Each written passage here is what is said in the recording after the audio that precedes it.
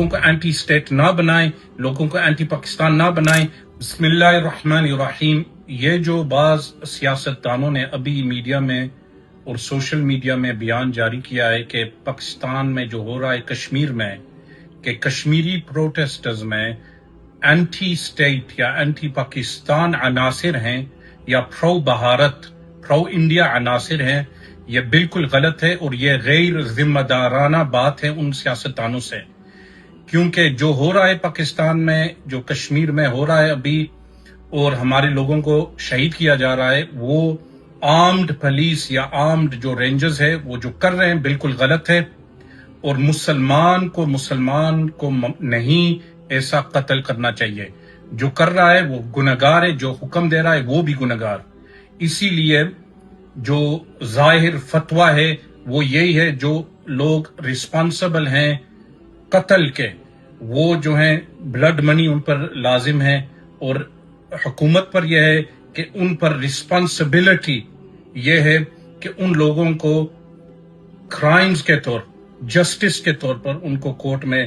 رکھنا چاہیے۔ پاسٹ میں، پاکستان کی پاسٹ میں یہ بہت ہوتا ہے، مین لینڈ پاکستان میں بھی، کہ پروٹیسٹرز کو قتل کیا جاتا ہے۔ یہ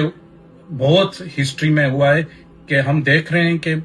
لوگوں کو اریسٹ بعد میں نہیں کیا جاتا، اور جو کلپبل لوگ ہیں، جو رسپانسبل لوگ ہیں، ان میں سے کسی کو گرفتار نہیں کیا جاتا۔ مثلا جب ٹی ایل پی کے لوگوں کو قتل کیا گیا تھا، اس وقت جو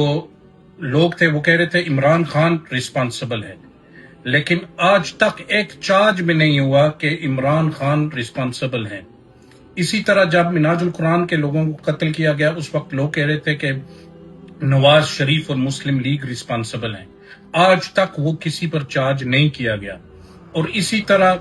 جو مریدکے میں ہوا، لوگ کہہ رہے تھے کہ سول گورنمنٹ رسپانسبل ہے، لیکن حالانکہ سول گورنمنٹ پر اگر ایسے الزامات ہوتے تو وہ لوگ اریسٹ ہوتے اور ان پر چارج ہوتے، لیکن جو ہم دیکھ رہے ہیں کہ کرپشن ہے کورٹس میں، کرپشن ہے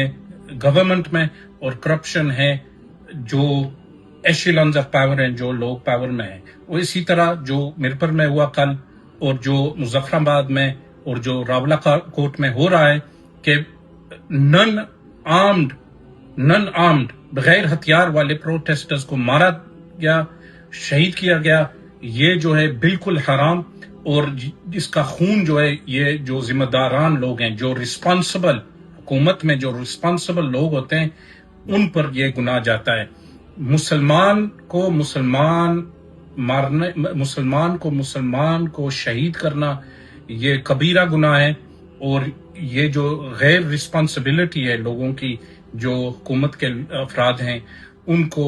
اس سے اب جو ہے پرہیز ہونا چاہیے۔ یہ جو پروٹیسٹ ہو رہے ہیں یہ صرف حقوق کے لیے ہیں، جو حقوق ہیں، جو کشمیر اسٹیٹ کے مسلمان ہیں ان کے جو حقوق ہیں، ان کے لیے یہ پروٹیسٹ ہو رہے ہیں، نہ ان میں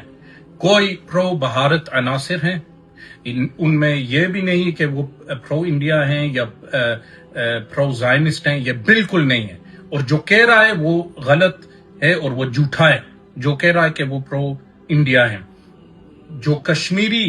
لوگ ہیں فرام ڈے ون وہ کہہ رہے ہیں کہ کشمیر بنے گا پاکستان، وہ پرو پاکستان ہیں۔ یہ صرف ایک بہانہ بن رہا ہے کہ جو قتل کر رہے ہیں وہ بہانہ بنا رہے ہیں کہ یہ پرو انڈیا لوگ ہیں، حالانکہ ہم کشمیریوں میں کبھی بھی نہیں سنا گیا ہے کہ وہ پرو مودی یا پرو انڈیا لوگ ہیں۔ اور بھارت کو بھی متنبہ ہونا چاہیے کہ